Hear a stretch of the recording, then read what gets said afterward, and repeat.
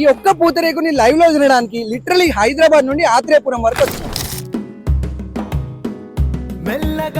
ఈ వ్యాపారం మొదట్లో స్వాతంత్రం రాకముందే ఒక ముసలావుడి ఆత్రేయపురాన్ని పూతరేకులు తయారు చేయడం మొదలుపెట్టింది.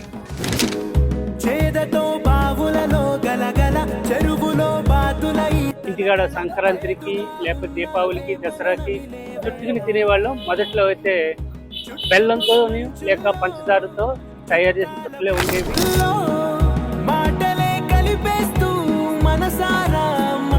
పండించి అందించు హృదయం